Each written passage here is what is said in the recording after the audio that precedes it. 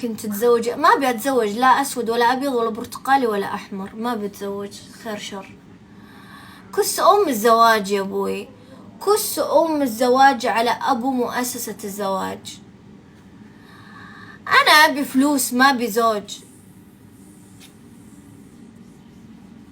حبيبي، انا ابي فلوس ما ابي زوج، لا اسود ولا ابيض ولا احمر ولا اصفر.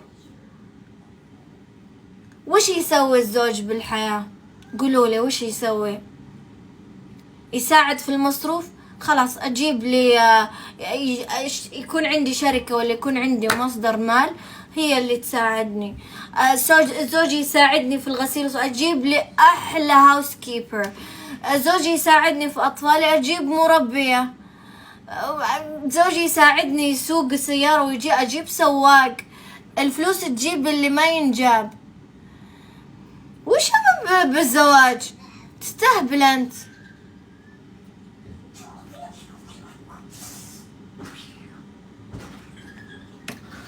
والله جربنا مرة واحدة تزوجنا وانفقعت كبودنا خلاص. بس معذريني، بس والله اغبطك على انه عايشة.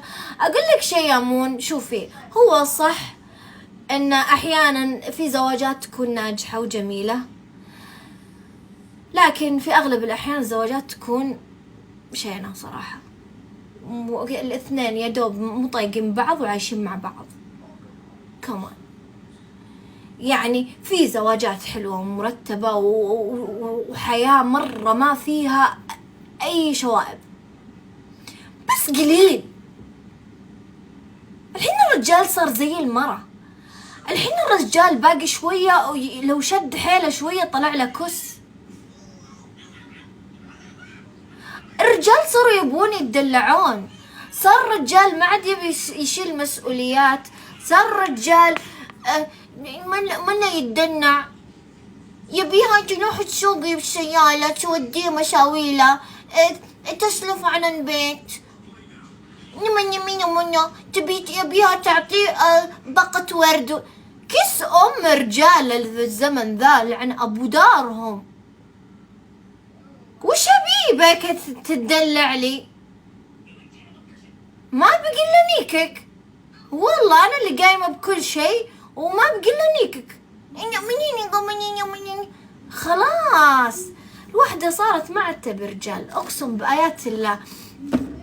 تجي انت مثلا تروحين في مطعم تبين مثلا ديت ولا ما ادري وش، تبين تعرفين على الشيطان الرجيم، يجي يقول 50-50 كسر ضلعك. ايه بس بدفع 50-50 بس ما عاد ابي اشوف وجهك مرة ثانية.